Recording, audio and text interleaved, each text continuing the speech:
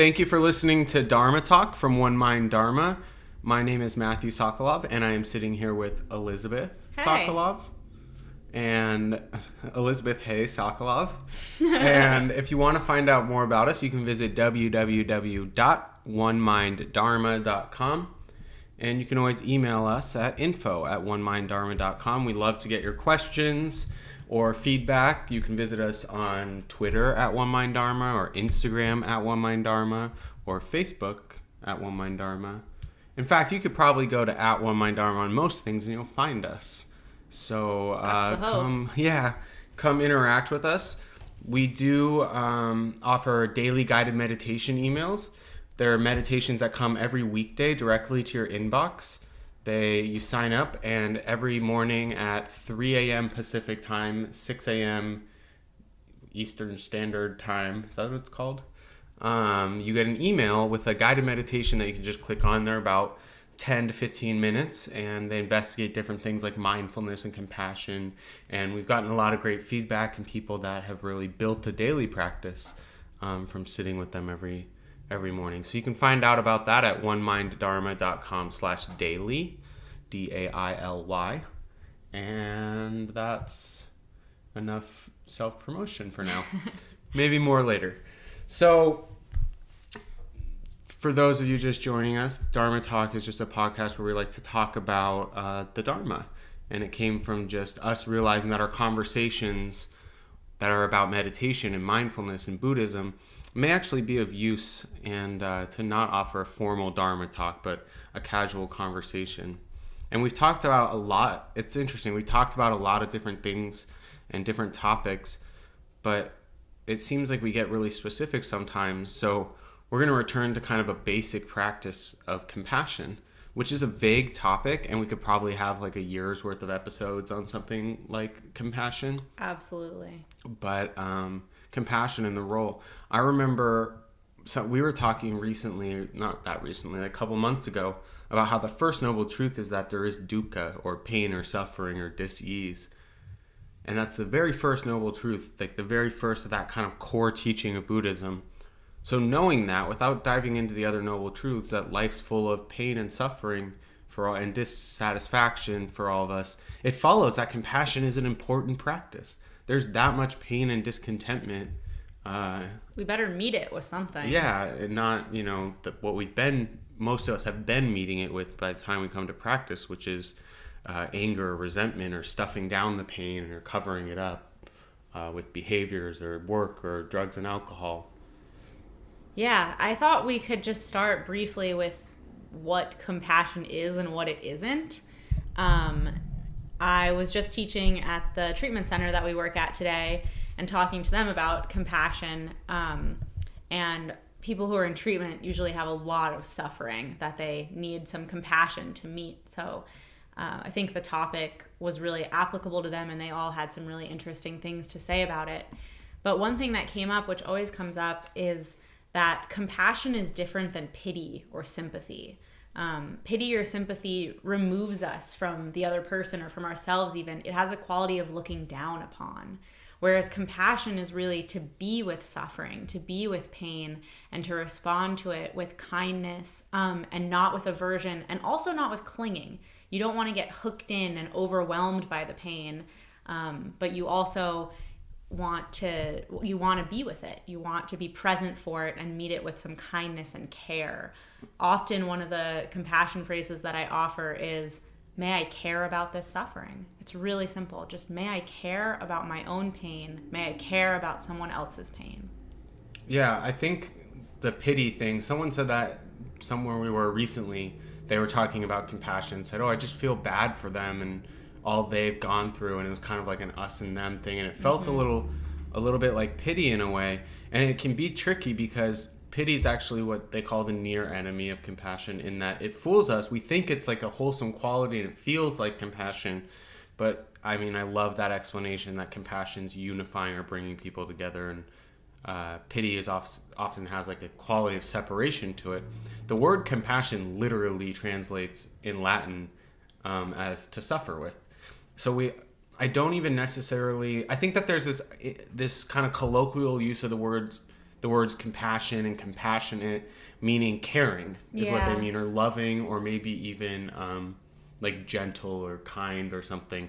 When really what the word compassion and what compassion practice really is, it's not that it's not kind or loving or fluffy or anything, but compassion really is the quality of just being able to be with the suffering.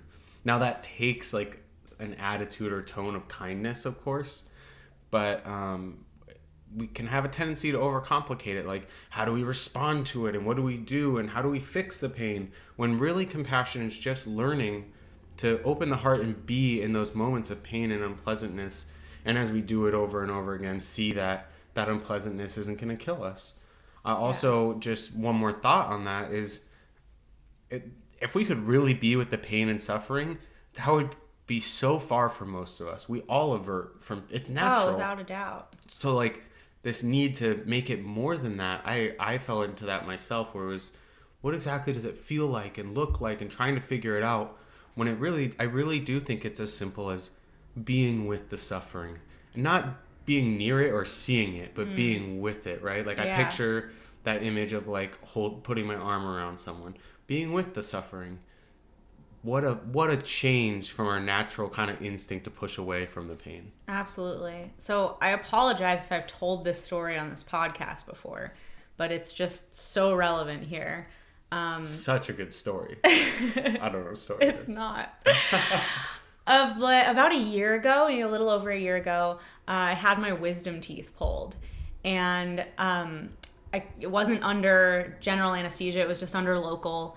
So I was awake for all of it. And as it started, I noticed the pain. I noticed my fear coming up and the pain that was causing me. I noticed my body tensing in response to the physical pain and in response to the mental pain, the obsession about when is this going to be over? This is so unpleasant, everything my mind was doing. And I realized that like I had this feeling of, I'm not going to make it through this without like breaking down unless I start meeting this with some compassion. And so I meditated pretty much through the whole procedure. And it took over an hour because they have to leave time between each tooth, maybe closer to 2 hours even. So I sat there in the chair awake, having my wisdom teeth pulled, just practicing being with the pain. And I noticed that every time my mind averted and did the like, when is this going to be over? It's going to be so much better when I'm laying in bed. This is so terrible. Whenever my mind averted, it was more painful. It was more physically painful.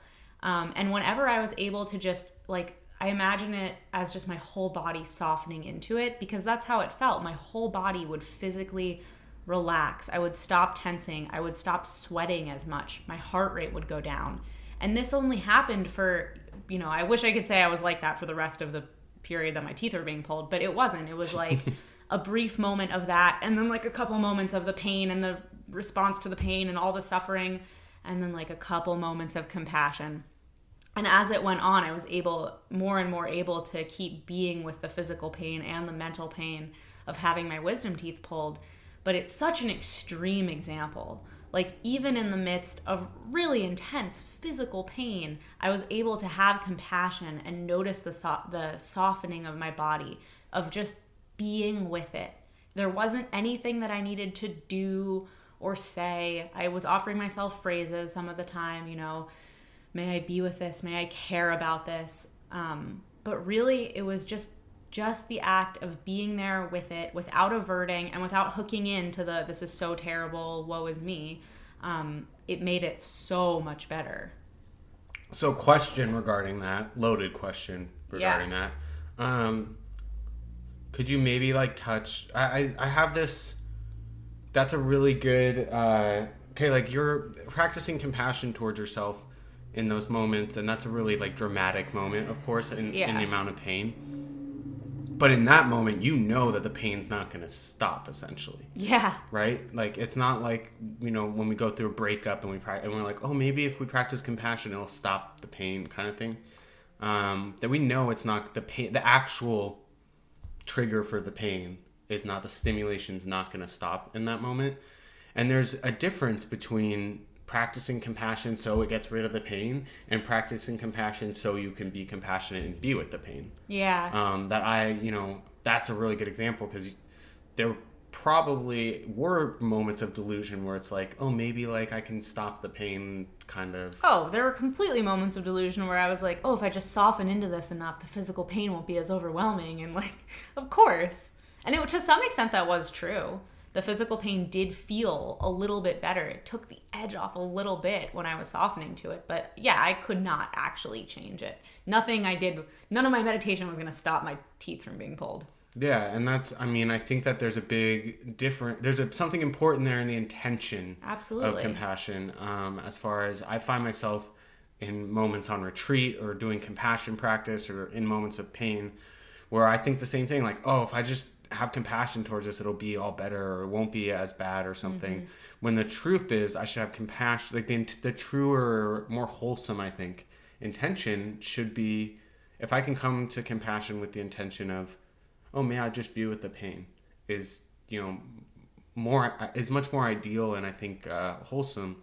However, we don't always start there. Yeah. So it's okay to start with like, I'm just gonna try to be with it to see if it helps. To see if it makes the pain go away. I do think that it's important to understand. I mean, kind of not to change topics, but it goes back to that question we so often get of how do I stop the mind from having negative thoughts, right. And it's like, you don't stop the pain, you change your relationship to it. And that's for me where it came in, is I knew that for the most part I wouldn't be able to stop or make the physical pain worse, but I could definitely control the mental suffering, or not control, but my intention became just to soften. Because if I'm softening, I'm not adding that layer of suffering, which is my mind running about how terrible it is, which is my reaction of tightening around it, and then the which body makes physically tightens and it perpetuates itself. Yeah, absolutely. Yeah. So you wrote, there was a study done recently that you wrote about. Actually, I'm going to take that back. I don't even know if the study was recent. It was a 2016 study by Asher and colleagues. And what it found is that compassion meditation really works. So this is something that I love research. I love psychology research. And I always love when psychology research bolsters my claims that meditation are super helpful in my own life.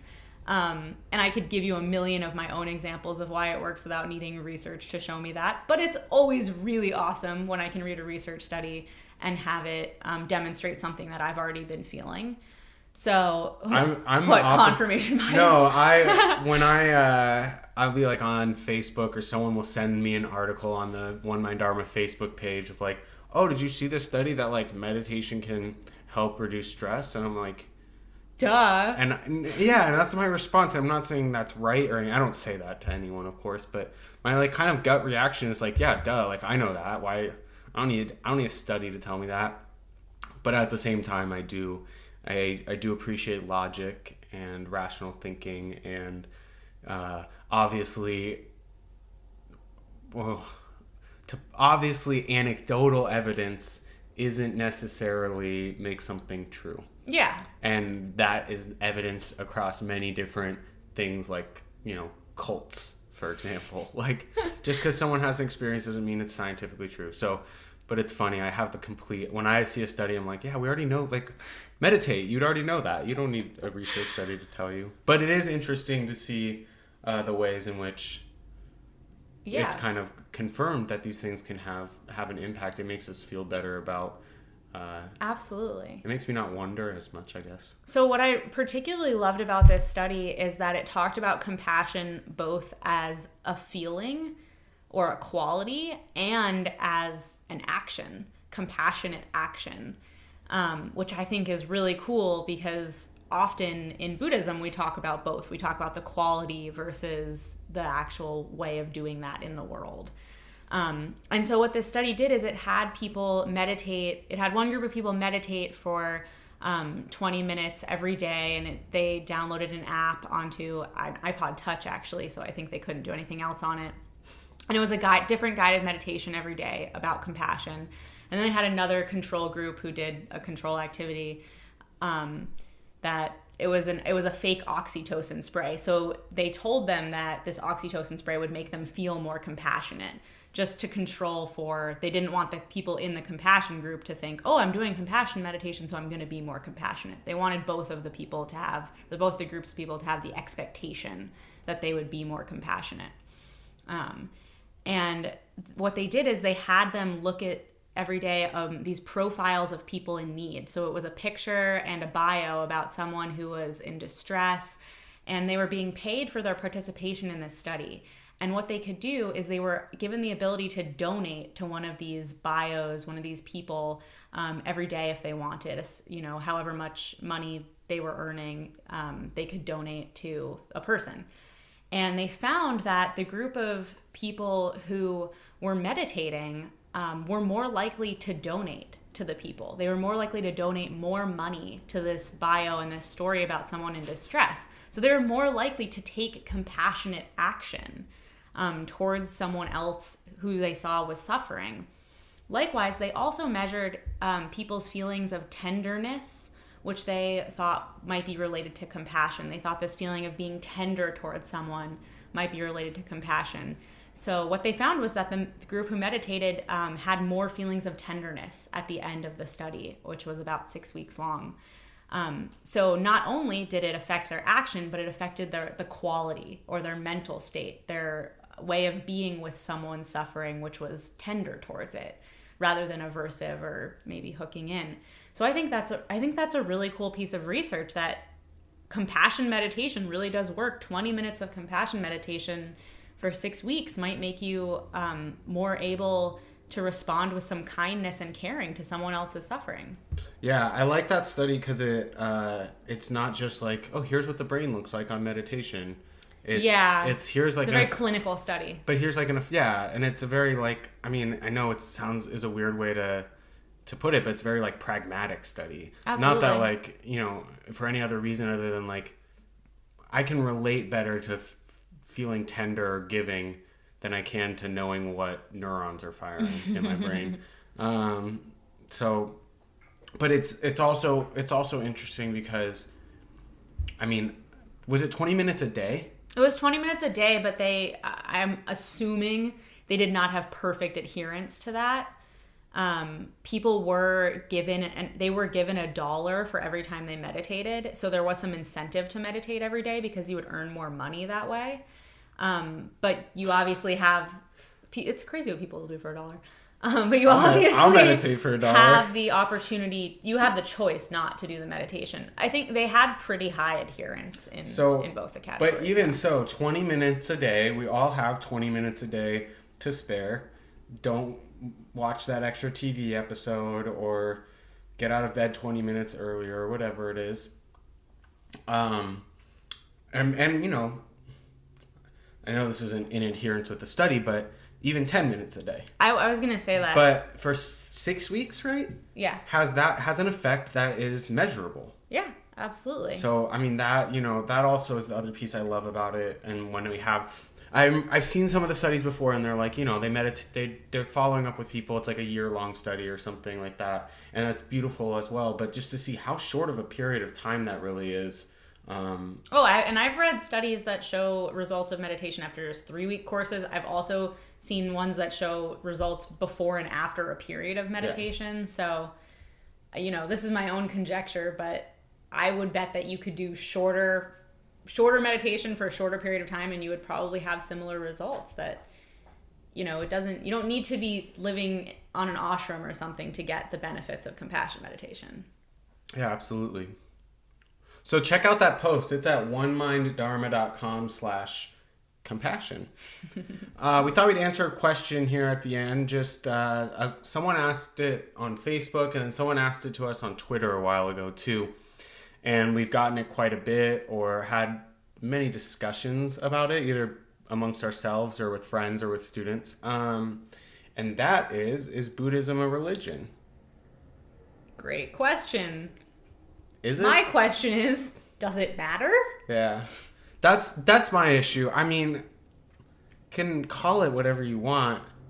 And I understand the desire to categorize something. I grew up, with a little bit of Jewish religion in my life. I went to a Catholic high school and then lived in Latin America in a predominantly Roman Catholic neighborhood, or town, country. And I understand people's kind of, there can be a lot of charge around the word religion, I guess, to say the least. Even sometimes traumas. When I came to meditation, part of what drew me was that it was not a religion in my mind. Was that it was a philosophy or a way of living.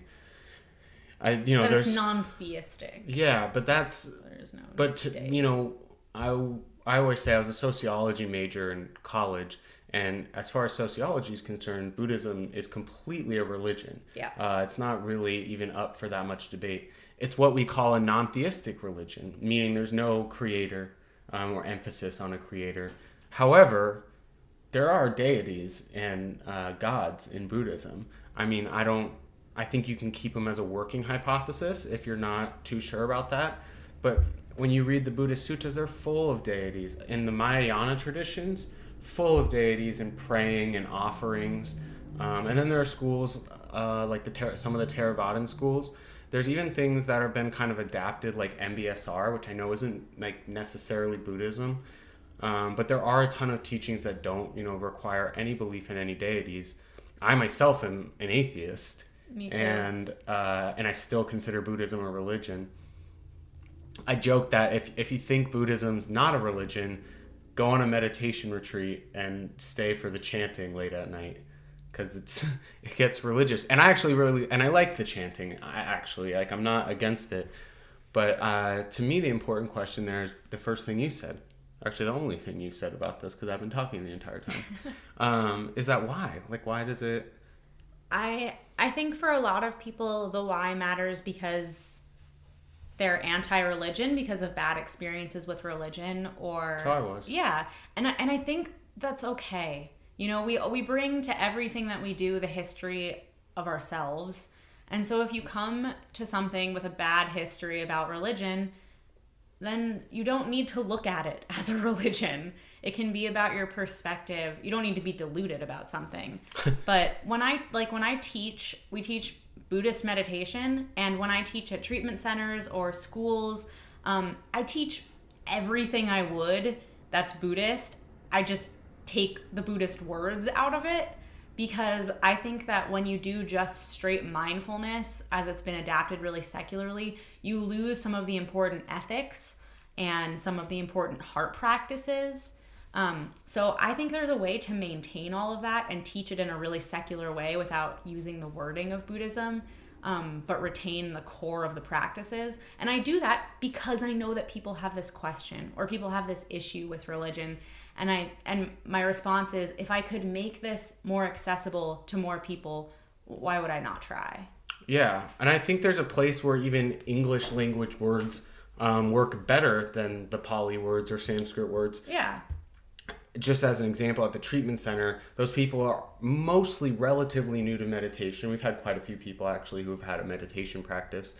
And throwing a bunch of Pali words at them may be a little bit scary or not knowing, and it may frankly be like a turnoff. Yeah, exactly. I also think, on the other hand, when we have our own sitting groups with Insight Sonoma, and there are people coming for Buddhist meditation, there's skill as a teacher in using the Pali word. Absolutely. If everyone in the room knows what metta is, it's better for me to say the word metta than any translation. Than the 40 translations I have to use to try to convey that meaning. But I really think, when I say why, why does it matter? I'm not saying your opinion or experience doesn't matter at all, because I felt the same way when I came to meditation. It was like, it's not a religion. It's just, a science of the mind kind of thing.